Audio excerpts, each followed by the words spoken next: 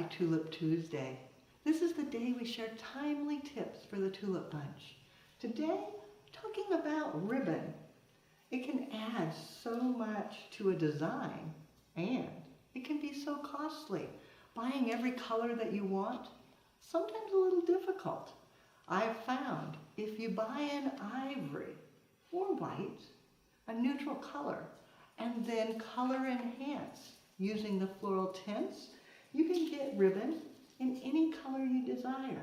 What I find works best, wear a glove, spray, and then as you spray, rub it into the ribbon.